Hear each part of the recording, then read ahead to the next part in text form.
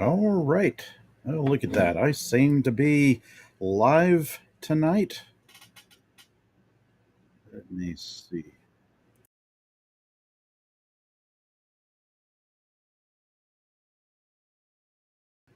All right, there was double checking some settings here. And let's see. Got this set up, got that set up. Let's see. What do I want to do? I want to. Well, I'm done with this thing, so I'm going to remove that. I'm going to click on. No, hang on a second.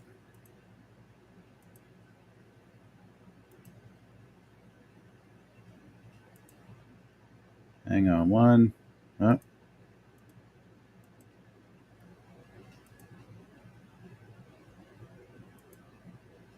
there it goes. Okay. All right. Goodness.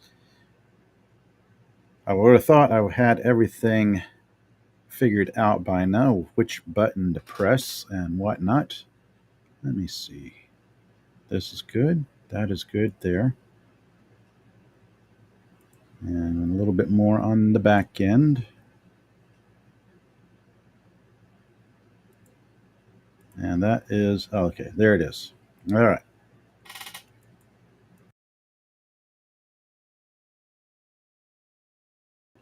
All right. All right. All right. Okay. Got all my ducks in a row. Eventually, I will get to a point where I'll get everything set up and ready to go and have the shows start on time, everything set and going just the way I want it, but I wouldn't know what to do if I had a live stream go without any complications or anything. Let's see here. Yeah, as you can tell, I haven't really had much time to prep for tonight's show. I'm trying to stick to a schedule of Tuesday nights and Thursday nights, having to move away from my old schedule of Monday nights and Wednesday nights. So I thought, oh, let's do Tuesdays and Thursdays, see how that rounds out. Get a little bit of caffeine there.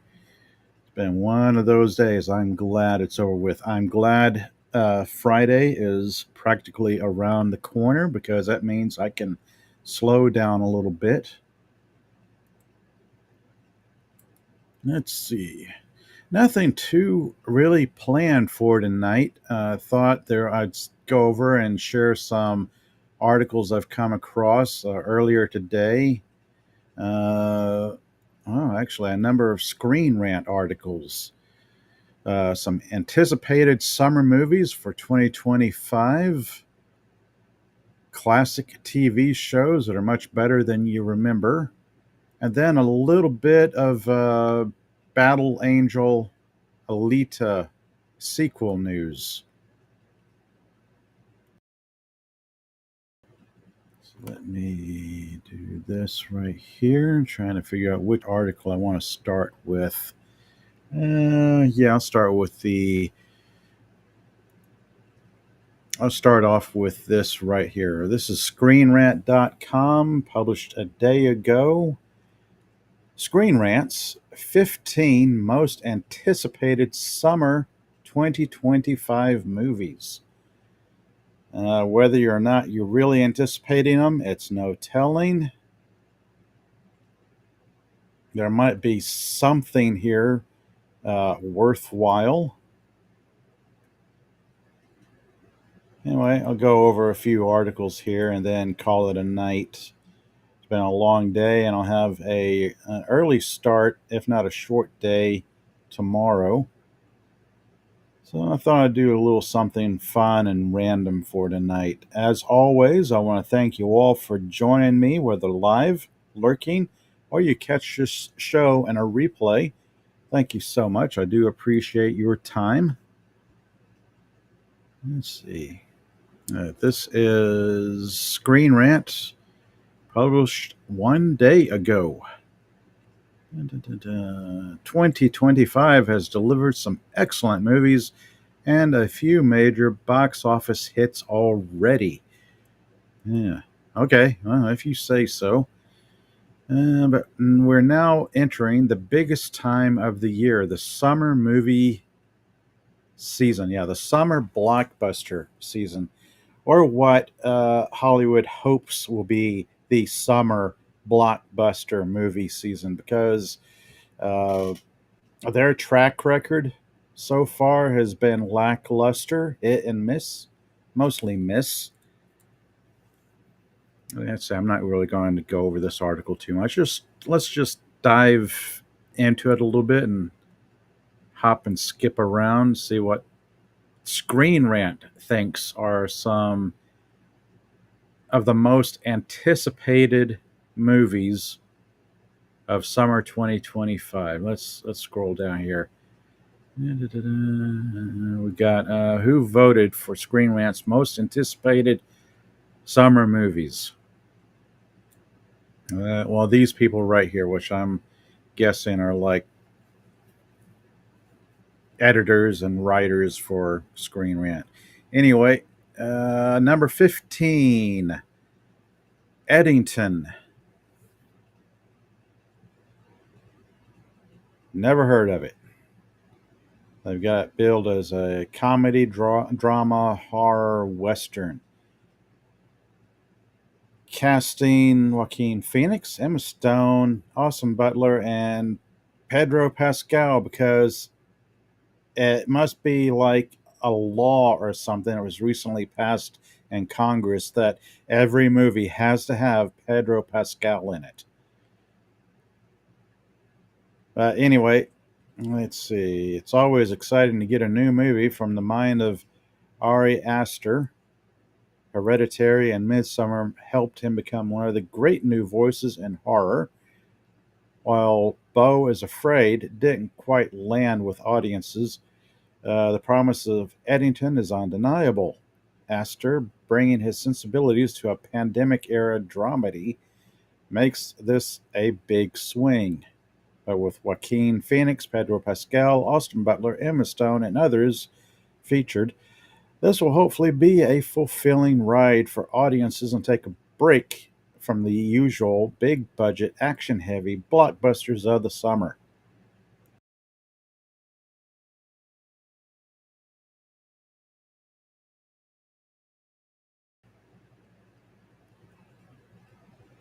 I'm going to take a moment there to think about this. Uh, all that, and I still don't know what it's supposed to be about.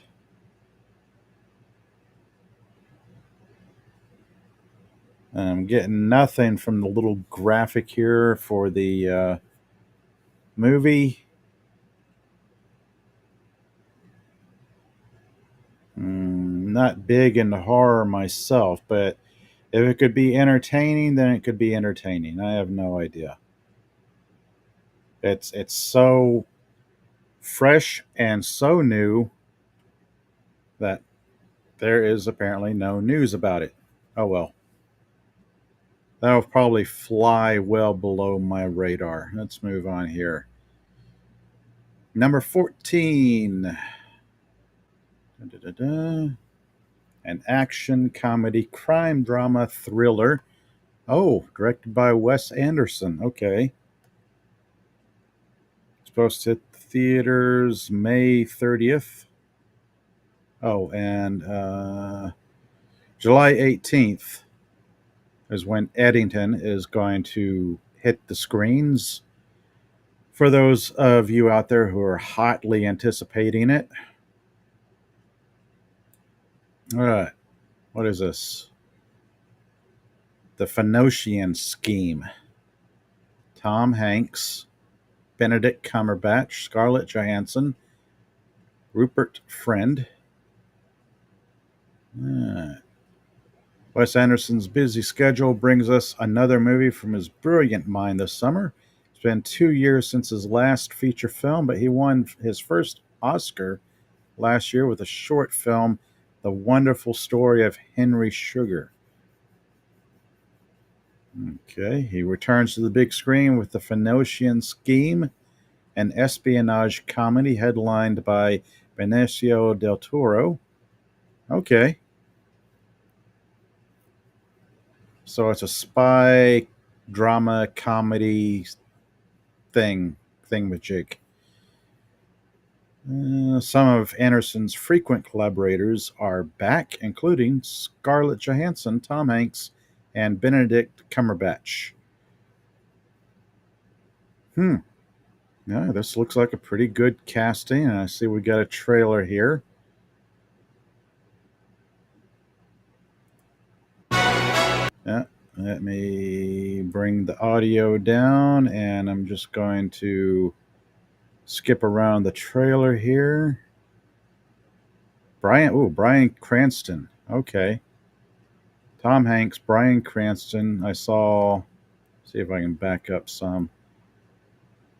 Well, Michael Cera. He's in it. Mia Tripleton.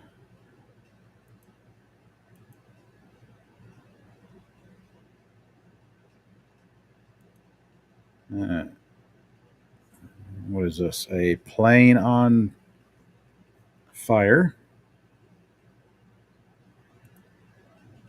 Plane crash. That's never good.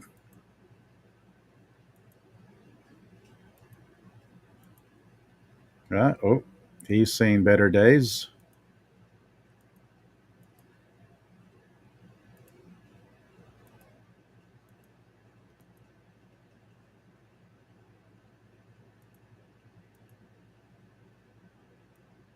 Interesting. I'm going to give this a play to see what it's about. If I get a copyright notice, I will simply edit it out.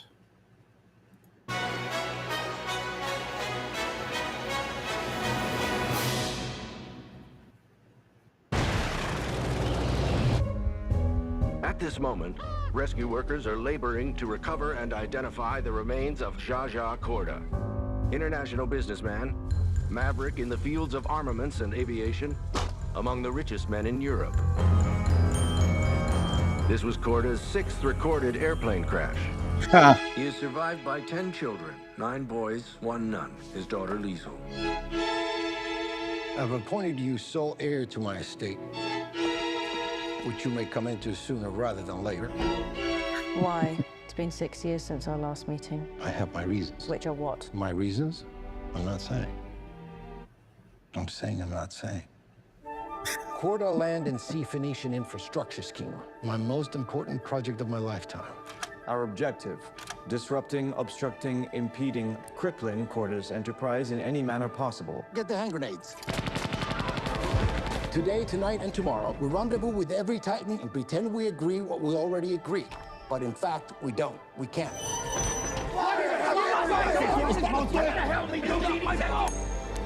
Call it. Heads. Heads. Okay. This looks completely random. Under the lunch trolley. Oh dear. Who shot you? Tara's from out of town. Help yourself to a hand grenade. You're very kind.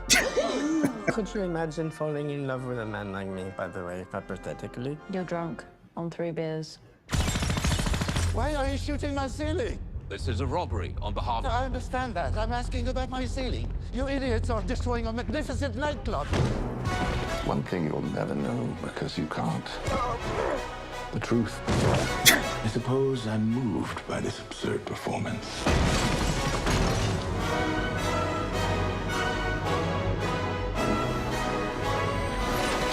I recognize this assassin. Calm down. Suicide pedal. Where's the father? Take this miserable sin into the company.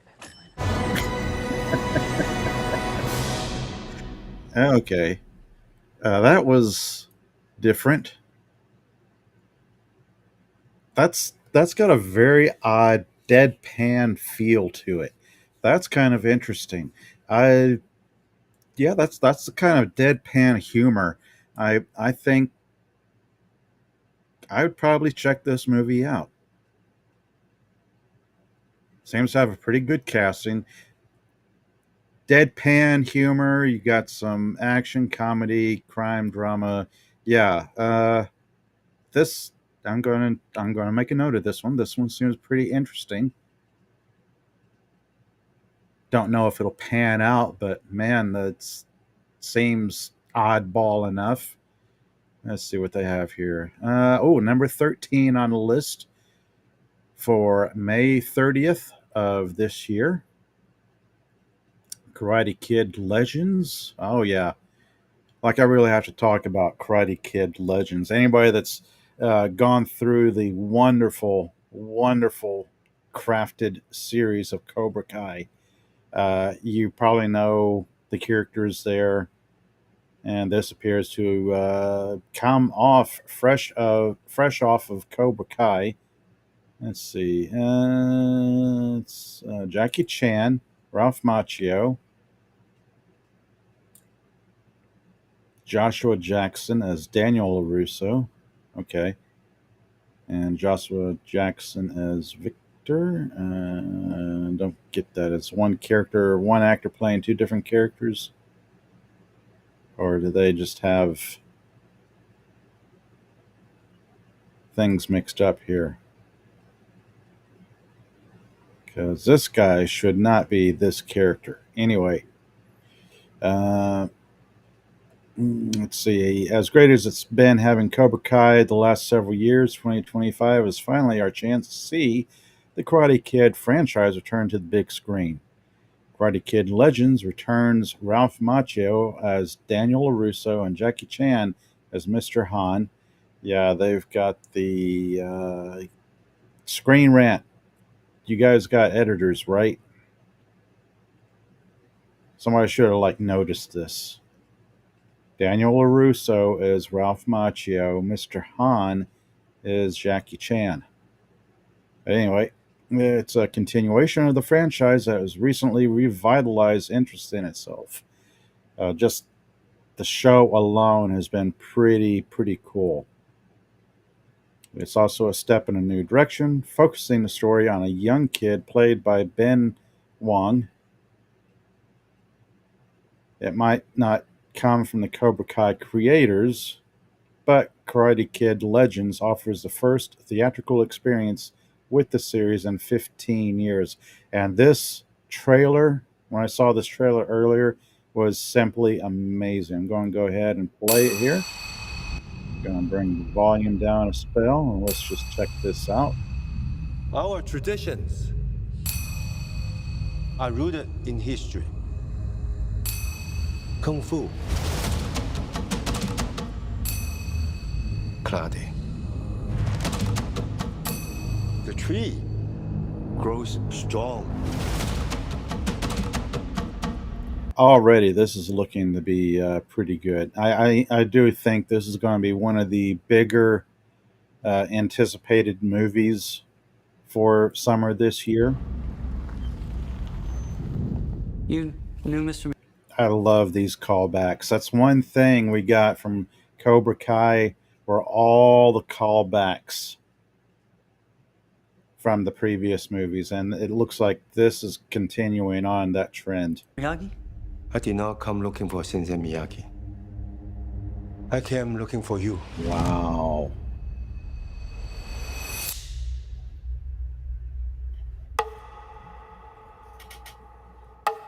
In life, you have only one question.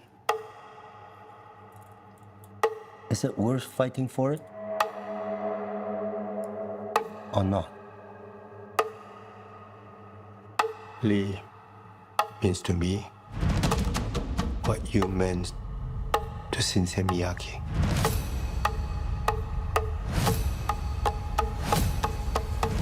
I'm doing this for all of us. Whatever it takes. Wow. 2 branches. I gotta back this up because that was still an amazing kick. Seen this before. He comes off the ladder. Dude is jumping. He swings around. Boom. Nails him. 2 branches. one tree.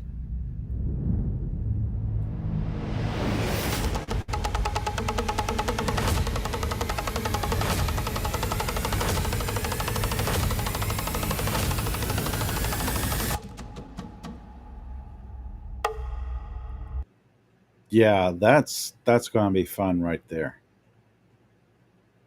Karate Kid Legends, May 30th. I'm going to jot that one down. That's another one I'm going to. That could get me into back into a theater. Between the Phoenicia scheme, kind of an oddball trailer there. Karate Kid Legends. Okay, you've got my interest so far. Uh,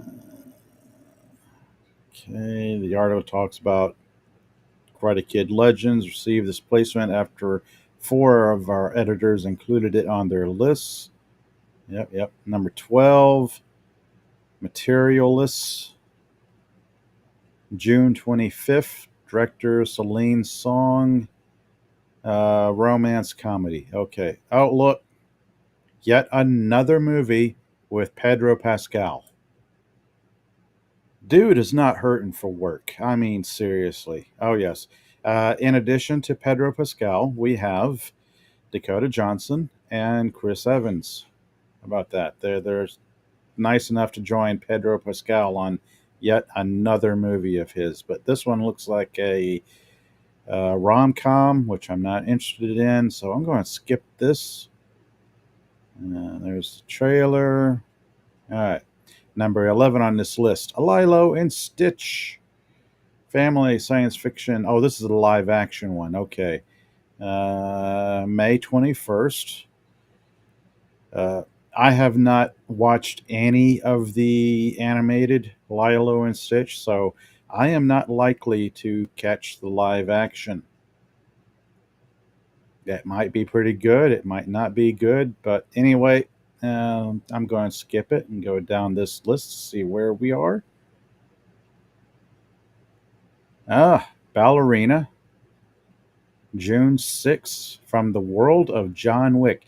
This is even more interesting because there was some of the news that came out about the next John Wick movie with John Wick returning because apparently he did not die in the last movie.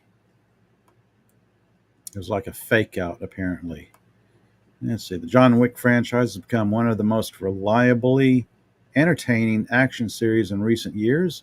While we're all waiting for John Wick 5 now, Lionsgate is expanding the world in a fascinating way. And de Armas headlines the first movie spinoff, Ballerina, after making an impression on audiences with her scene-stealing action role in No Time to Die a few years ago. Keanu Reeves will be back as the Baba Yaga too, with franchise director Chad Stahelski, Stahelski.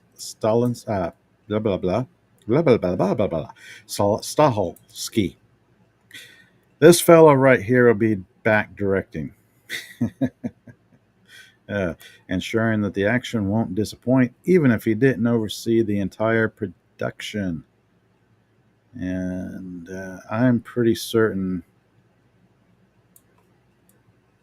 something from the trailer might catch the YouTubes, so I'll skip that one. We have all seen the trailer before, and this is even more interesting now that a few days ago the news broke that John Wick will be back for John Wick 5, that his character did not die in the last movie, so that'll be fun. Let's see. Yeah, so far there's 3 movies here that actually have me interested. Karate Kid Legends, The Phoenicia Scheme. Don't care. Ballerina, I'm interested in that. Let's see what the next one is. Jurassic World Rebirth, July 2nd. Scarlett Johansson, Mahershala Ali, Jonathan Bailey, Rupert Friend. I was almost expecting to see Pedro Pascal there, but nope, he was not casted in this movie. I can't remember the last Jurassic World Planet whatever movie I watched. I know it had a dude in it from Guardians of the Galaxy. I forgot his name. But yeah, I probably won't watch this one. I can't remember. I don't even know how many there are at this point. Felt like just yesterday that Jurassic World Dominion was supposed to end the franchise, and yet here we are 2 years later with another installment because they're going to keep milking this until there's nothing left. This sentence is good. There might be some level of exhaustion with the series at this point. Oh goodness, yes. Moving right on. Oh yes, Predators, Killer of Killers, June 6th. Dan Trachtenberg, Josh Wassing, directing, writing. Okay. Yes, this is the animated anthology series, I think. Yeah, the new anthology film from Prey director Dan Trachtenberg, chronicling 3 different eras of fighters encountering the Utah hunters, the predators. It arrives on Hulu this summer to provide a few new adventures in the Predator franchise and help make the wait for Predator Badlands easier to accept. That's cool. So yeah, seen the trailer before. It's out there. Looks pretty interesting. This could be a pretty entertaining movie to catch. Let's see what they've got going on here. Number 7. Oh, yes. How to Train Your Dragon. June 13th. This is a live action How to Train Your Dragon. I have not watched any of the animated How to Train Your Dragon, so there's a good chance I will not catch this one either. Now, skip on down. Number 6 on this list, 28 years later.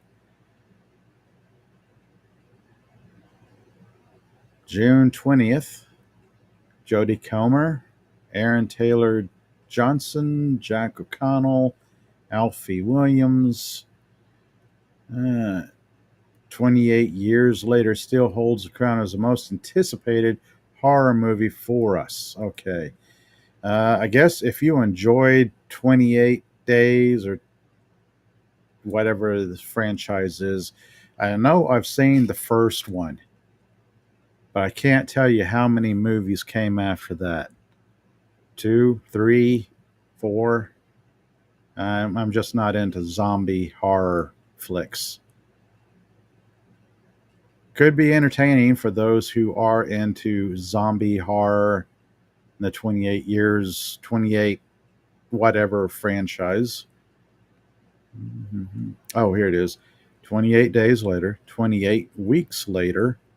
Now we've moved up to 28 years later. Okay. At some point, the zombies are going to die out.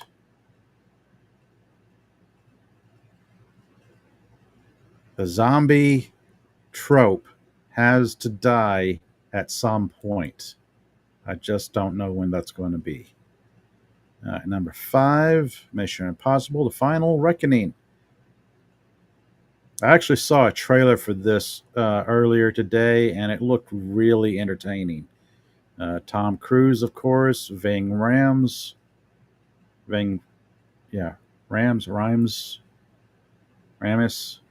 Simon Pegg, and Haley Atwell.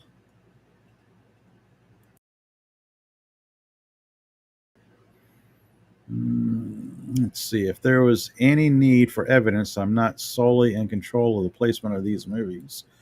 As the article says, Mission Impossible: Final Reckoning, landing at number 5, is it. The 8th and potentially final installment of Tom Cruise's action franchise is finally coming out this summer. has all the potential to end one of the best modern franchises on an incredibly high note as Ethan Hunt battles the entity and tries to save the world. Wow. Okay. Again, I can't remember the last Mission Impossible movie I ended off on, but I will have to catch up to see where they are because, again, this trailer looked really fun. Let's see. We have talking about the staff here and what they thought of it. That's cool. Next one up, The Life of Chuck. Drama, fantasy, science fiction, coming May 30th. Anytime Hollywood brings one of the Stephen King books to life, it's something to look forward to. That's especially true with The Life of Chuck. Okay. I'm not familiar. This adaptation comes from Mike Flanagan, the horror maestro behind The Haunting of Hill House. Okay, that one I've actually seen. And Midnight Mass, as well as prior King adaptations, Gerald's Game and Doctor Sleep. I have not watched either of those. Not a big Stephen King fan. This might not be the horror film audiences are used to from King adaptations, as it is instead taps into his more sentimental side.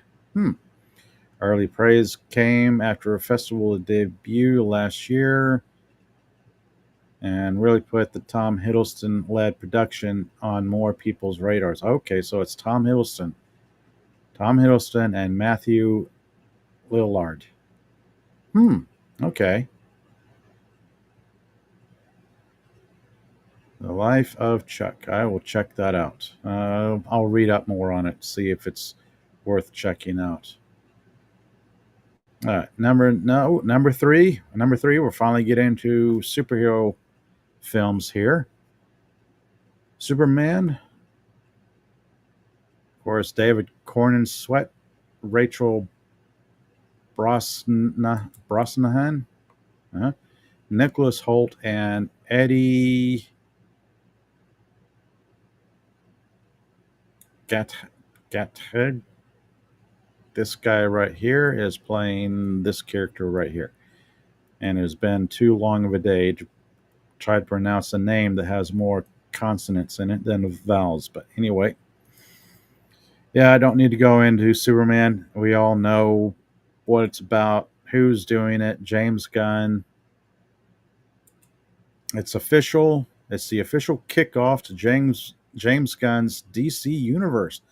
Even if other projects in the franchise have already come out, Gunn directed this one himself, tackling DC's nearly invincible and kind-hearted hero instead of bringing another unlikely ragtag group together as he did with Guardians of the Galaxy and the Suicide Squad, which is probably a good thing because we are getting kind of tired of random teams of these people or these characters being thrown together for something ridiculous. But anyway, lots of information about the Superman movie has been hitting the past few days. Rumors about the plot, the subplots and whatnot. If these rumors pan out to be true, it could affect people's anticipation of this movie. Let's just skip on down to see what's going on. Number 2, Thunderbolts. It is out right now, right this very moment, out in the theaters. I've heard mixed reviews on it already. I don't believe I'm going to check it out. None of the characters really appeal to me as far as superhero types go. So, yeah. All right. Number 1 on their list is, of course, the Fantastic Four. July 25th, of course, yet another movie with Pedro Pascal. What is this? Like his 3rd or 4th movie in this list? No shortage of work for him. All right. Vanessa Kirby, Joseph Quinn, Eben Moss Backrack. The casting looks decent, fair to middling good. I would have preferred another actor for Reed Richards.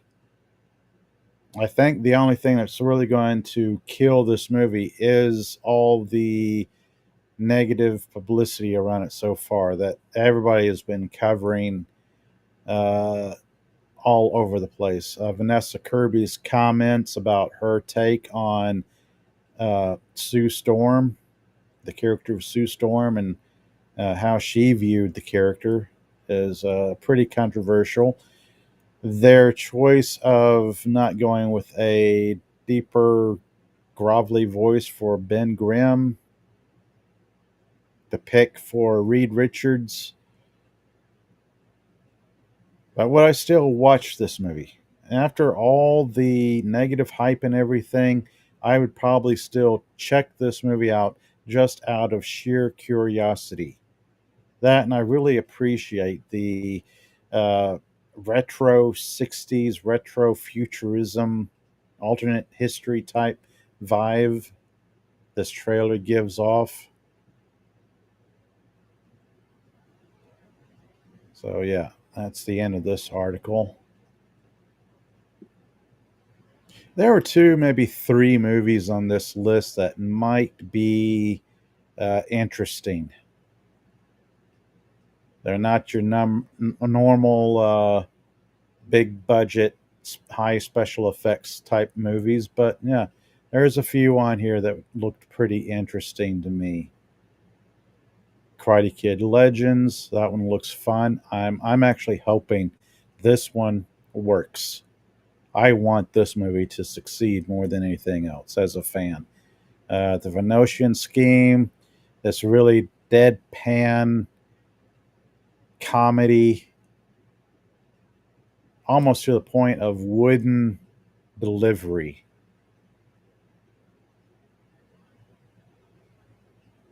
And then Eddie, I don't know about Eddington. Anyway, let me hop over to the next article here.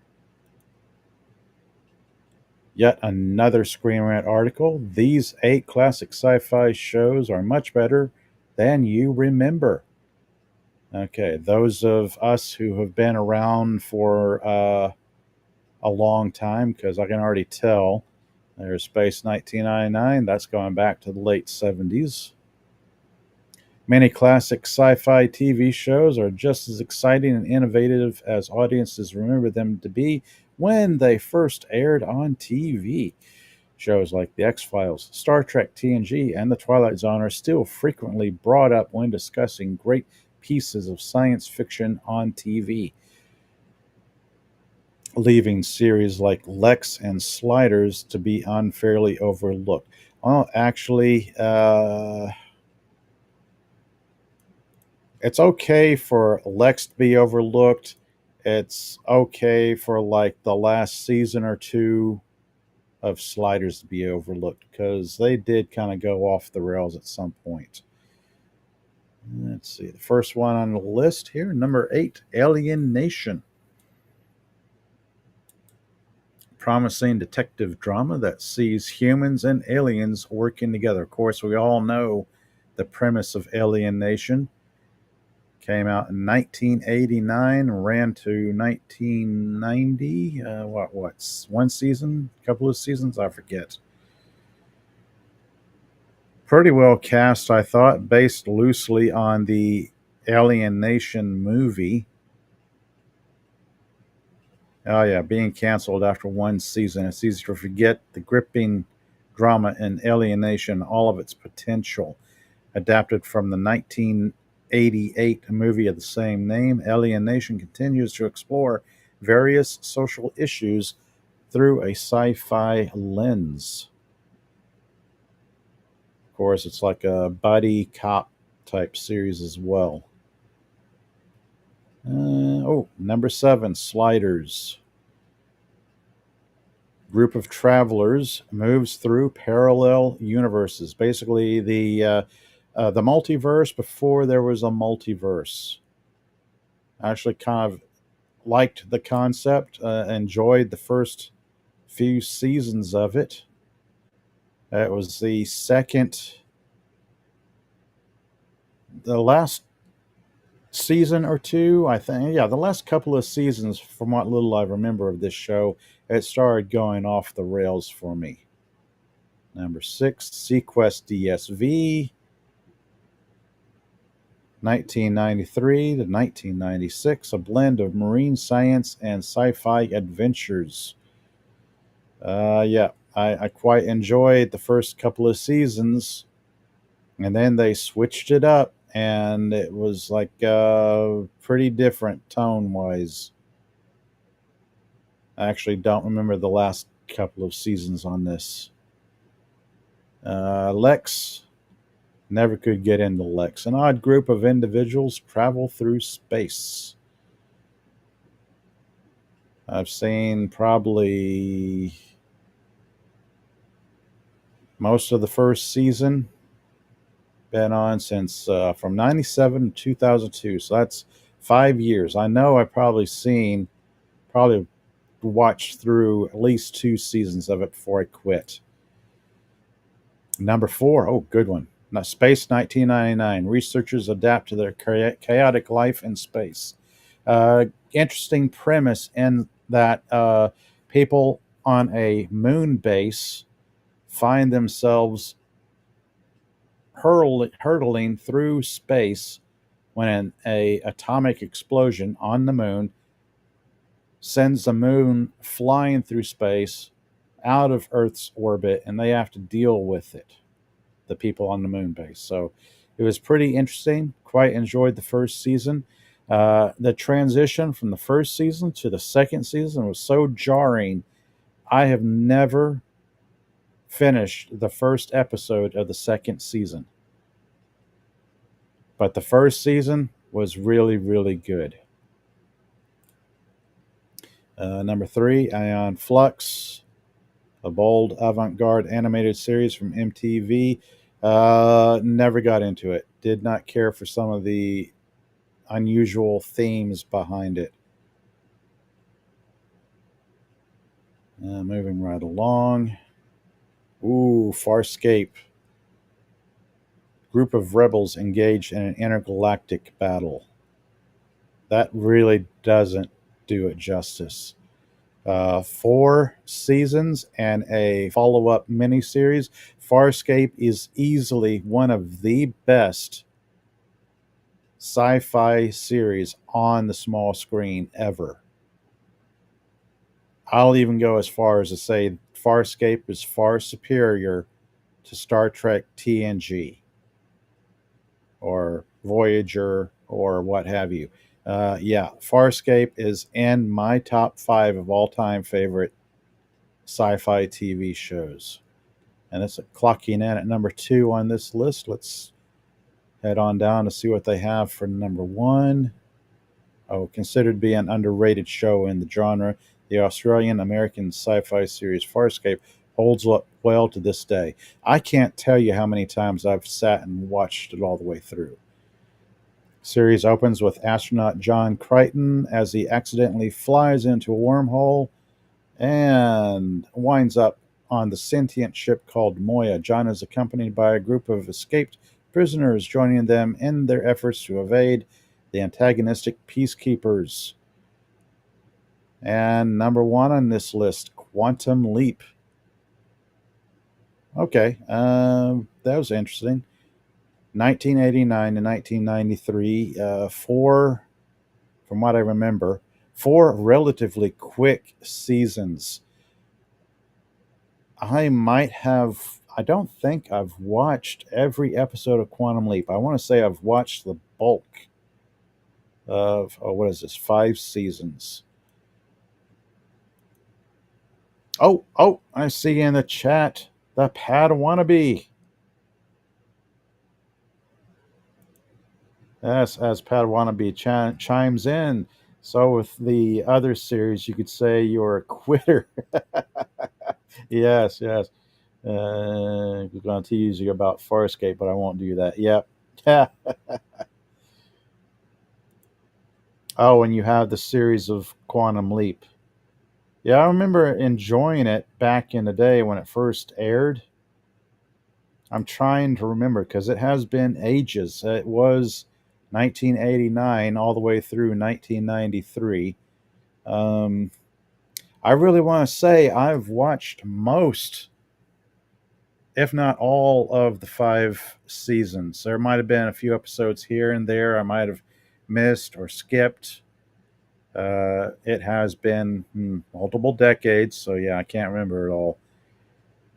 Pretty interesting take on time travel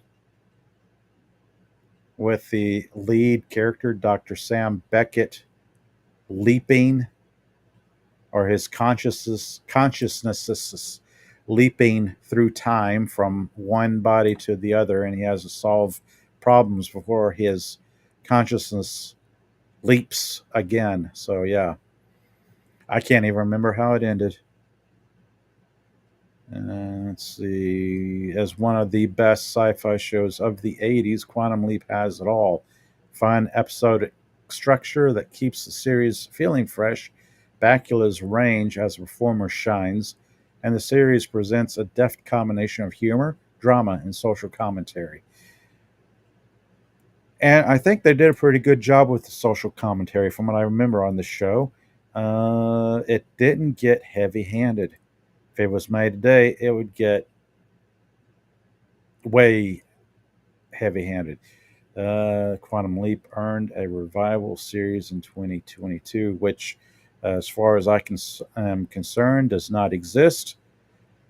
Much like all the other reboots, remakes, and reimaginings of all things from the 80s, whether it's Quantum Leap, The Equalizer, or Magnum PI, those shows are firmly rooted in the 80s and will only exist in the 80s. There are no remakes. Let's see. Sequest. Okay, this was not a bad article. The 8 classic sci fi shows are much better than you remember. Yeah. Much better than you remember. As far as long as they held up through their run. All right. Let's see, how long have I been rambling on here? Almost hit 50 minutes. Again, I want to thank you all for joining me tonight, whether you're live, lurking, or you catch me on a replay. Thank you all so much for your time here. Please hit that like and subscribe buttons, and feel free to comment on these articles about, say, what movie are you anticipating this summer, if any? Or what classic sci-fi shows do you remember from a bygone era? Let me see. I just stumbled across the last article for tonight before I even started live streaming. I thought, oh, this should be interesting. Another Screen Rant article. He's a little busy. Alita Battle Angel sequel is ready to go, but there's one problem standing in its way. I wonder what that could be. All right, let's scroll down and see what is going on here. I did a quick read through this, and here it is right here. The reason is not a lack of interest. I mean, if you want to talk about a sequel to a movie that everyone is demanding, anticipating, and demanding, it's Alita Battle Angel. We have been wanting the sequel for the past 5 years or so, or 6 years. Oh, I guess it's gone 6 years because Battle Angel, Alita Battle Angel, hit theaters in 2019, carved out a loyal fan base nearly overnight. Did a really good job of adapting the anime, because those of us who are into anime, we remember the older anime series or movie. Let's see. It's not for a lack of interest. In fact, everyone involved, Rodriguez, Salazar, and especially Cameron have voiced their eagerness to return to Iron City. The story was always envisioned as a trilogy, with the first film merely laying the groundwork. The characters, world building, and mythos were all constructed to support a much larger narrative, which we are anticipating and waiting for. And yet, despite having a script in the works and a fandom that continues to push for a Alita sequel, the project faces one enormous blue skinned obstacle because James Cameron is just too busy with Avatar. Yes, Jimmy, get off the water planet already. Leave it. I've seen your first Avatar movie, and uh, I found it lacking. I'm sorry to say. I was hoping for more, but yeah, get off the water planet already. Leave it, or whatever you call it. I forget what is this? This is silly. Since Avatar: The Way of Water finally arrived in 2022, following a 13-year gap, Cameron has been all in on delivering not just one sequel, but multiple follow-ups, with Avatar 3, 4, and 5 in various stages of production. It is clear where Cameron's energy is focused, and it's not on Iron City where it should be. Come on, dude, leave it. Pawn it off on somebody else and get on over back to Alita.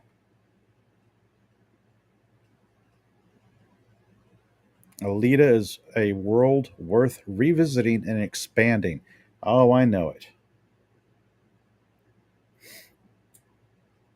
Oh, I see in the chat, Pat Wannabe saying Robert Rodriguez, blah, blah, blah. It's been a long day. All right. Robert Rodriguez. Yes, I can speak without jumbling up my words. Robert Rodriguez says the set for Alita is still built on his lot. That is cool. Yeah, someday we will actually get a good and proper Alita sequel.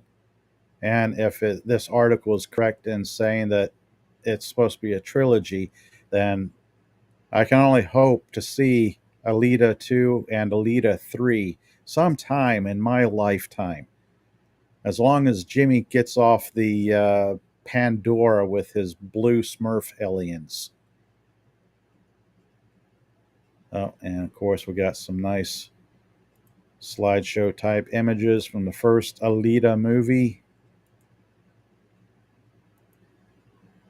I'm going to have to sit down and rewatch this again because I remember how fun this was.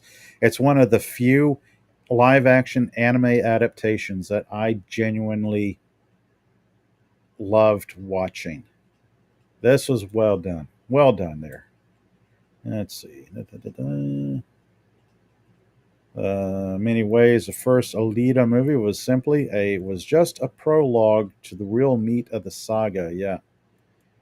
The original film ends with an unresolved plot threads and a clear path forward, especially given Alita's confrontation with Nova and her journey of self-discovery. Yes, it was a lovely setup. Great pacing, good execution all the way through, good writing, good production values, very enjoyable. Let's see. Rosa Salazar has also made it clear that she is ready to return. Before she, reaches retirement age, hopefully. Her motion capture performance brought heart and dimension to a character that could have easily been lost behind digital effects. Very true, very true.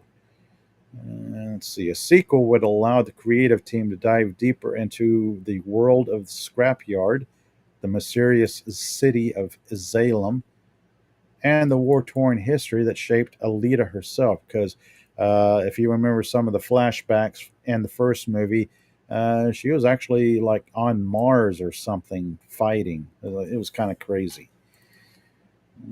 Thematically, Alita has plenty more to explore. The original movie touched on ideas of identity, humanity, and oppression, but these themes were just beginning to unfold. A sequel would allow the creative team to dive deeper into the world of the scrapyard, the mysterious city of Salem, and the war torn history that shaped Alita herself. There is a rich, untapped material still waiting to be adapted from Yakito Kishiro's manga series, Battle Angel Alita, which spans far beyond the events of the first movie. Yeah, I've only seen the uh, anime series, I've not actually dived into the manga. Will the wait be worth it for Alita's anticipated sequel? Is it worth the long wait for Alita Battle Angel 2 and 3? If we if people wait, what was it? 13 years for another stupid Avatar movie, people will wait for Alita 2 and 3. Given the film's cult following, there's a strong argument that an Alita sequel could outperform expectations. That could be a given. The box office for Alita Battle Angel were not stellar at the start, but grossing just over 400 million globally.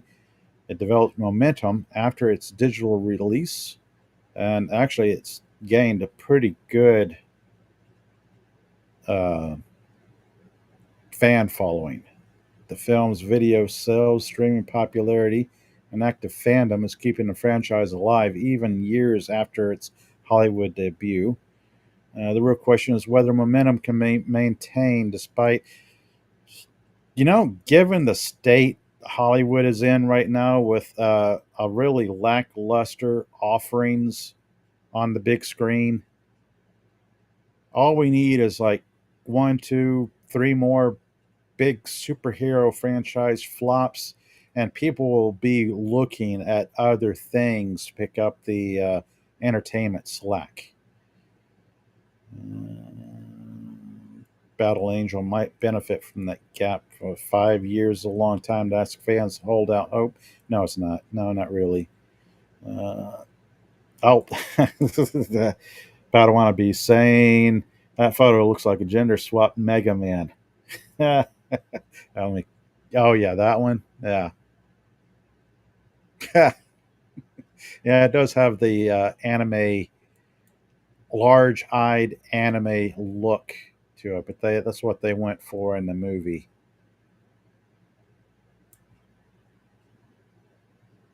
Yeah, that does look a little goofy now that you mention it. Let's see. Additionally, as Cameron offloads more of the directorial responsibilities for future Avatar films, whatever, there could be an opening for Alita to move forward. Rodriguez is more than capable of steering the project, but Cameron's sign off is still crucial given his name's power in securing funding and distribution. Why doesn't he just sign off on it? It's like, here's a blank check. Disney owned property, Alita Battle Angel would need to align with studio priorities. Oh boy. And having Cameron's full backing could be the difference between getting a green light and living in limbo. Well, that scares me because it's Disney owned, and we all know where their studio priorities lie. Honestly, it's like, as long as they just throw money at Rodriguez and the producers and tell them, okay, just do what you want, it should be as good as the first one. And that is it. That was a quick article. Alita Battle Angel is a science fiction action film franchise based on Yukito Kishiro's manga series Battle Angel Alita. Set in a post-apocalyptic future, the story follows Alita, a cyborg with no memory of her past, as she navigates a world filled with advanced technology, cyborg gladiators, and societal divisions. Resurrected by Dr. Dyson Ito, Alita embarks on a journey of self-discovery, confronting powerful adversaries as she uncovers her true identity, which we get glimpses of here and there in flashbacks.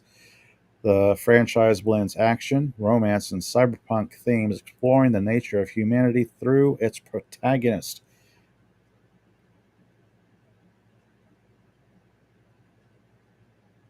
And Padawan saying, honestly, Rodriguez would probably make a better film without Cameron. I agree. I don't think Cameron is. Well, I can't remember. Cameron might have been like an executive producer. I don't think he actually did any directorial chores. I think all that was Rodriguez from memory. Let's see. Coming cast Marshala Ali, Rosa Salazar, Christoph Waltz, Jennifer Connelly. It's probably safe to say Jennifer Connelly will not be around for the second movie. Ed Skrein, Jackie Earl Haley, Ken Johnson, Eliza Gonzalez. Okay, so yeah, pretty well casted all the way through for this movie.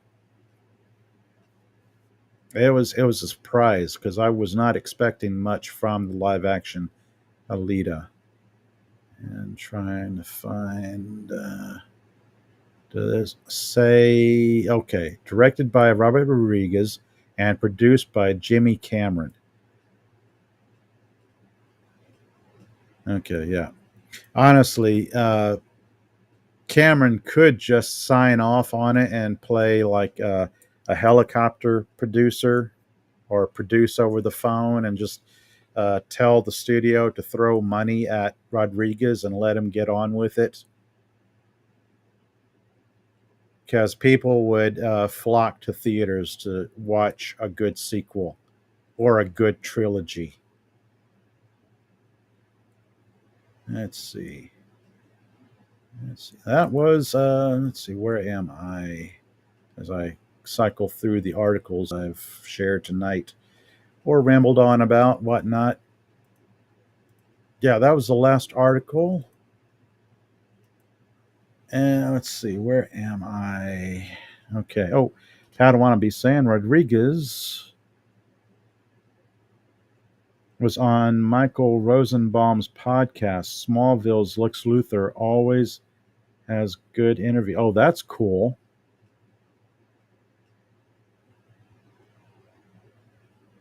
Oh, that is cool. I'll have to look for that because I'd be interested in checking that out.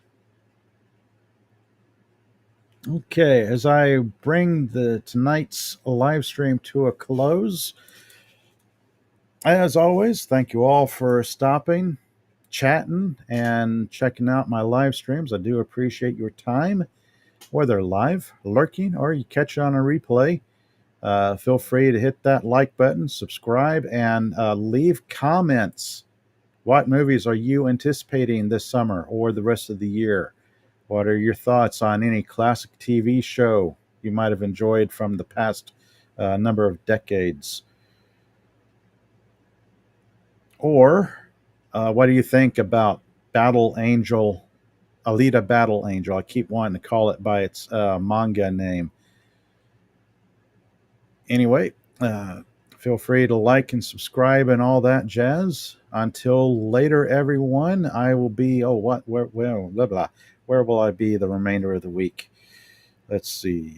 Tomorrow will be on Comic Relief Crusaders live stream at 2 p.m. Central Time over on Comic Relief Crusaders channel.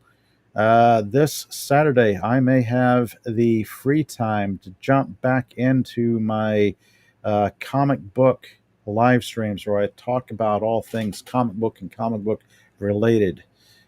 Things have been hectic for me, and I've had to put that off on my Saturday live streams. And with that, everyone, thank you all so much. Until next time, later.